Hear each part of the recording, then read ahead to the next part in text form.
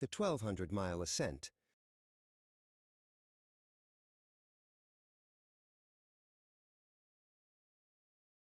The air in the clearing felt heavy, like a held breath. Sheriff Brody's boots sank into the damp earth, silencing his approach. Two tents, nylon ghosts in the dappled light, flapped listlessly. Warden Thompson stood by the cold, black stones of the fire pit, his face carved from the same granite. "Anything, Thompson?" Brody asked, his voice low. The warden just shook his head, kicking at a stray sleeping bag. "It's like they just evaporated." "Larry and Earl knew these woods better than their own backyards," Thompson said, his gaze sweeping the silent trees. "They weren't rookies. No signs of a bear, no struggle. Their rifles are still in the tent, Brody. Unfired. They left their guns." He pointed a thick finger at one of the tents. "Who goes into the deep woods at night and leaves their rifle behind?" Brody crouched, picking up a half-eaten bag of jerky. "The dogs found something," Thompson continued, his voice dropping. "One of Earl's boots. 3 miles east of here, caught in a thorn bush." Brody looked up, intrigued. "Find a trail?" Thompson let out a short, humorless laugh. "Not a single print. Not a snapped twig.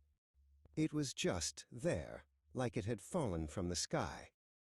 "If it wasn't for Earl's new toy, we wouldn't even be here," Thompson said, pulling a phone from his pocket. He got one of those fancy smartwatches, the kind that sends out an SOS if you get into trouble. The sheriff nodded slowly. "Heard of 'em. They track you anywhere, send a signal right up to a satellite." "True enough," the warden confirmed. "Sends a message, clear as day, up to a satellite nearly 800 miles up. We got the message loud and clear. Hiker in trouble. And we got the location, too." He paused, looking the sheriff dead in the eye.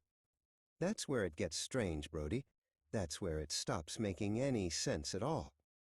Brody frowned. "What do you mean?" "We're here. The location led us right to the camp." Thompson shook his head again.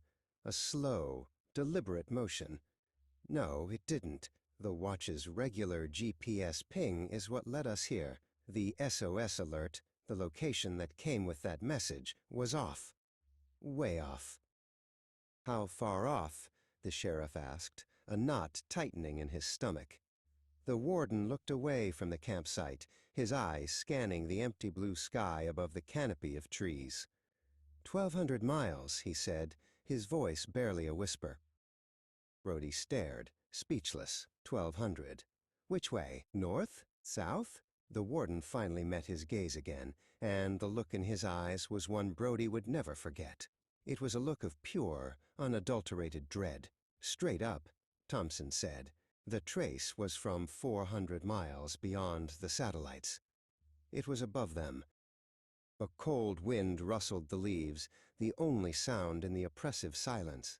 "And then," the warden added, his voice hollow, "the signal just faded. Fast. 1 minute it was there, a desperate little pinprick of data from the void. The next, it was gone." The sheriff looked around the empty camp, at the abandoned gear, the cold fire, the silent, watching trees. Nothing made sense.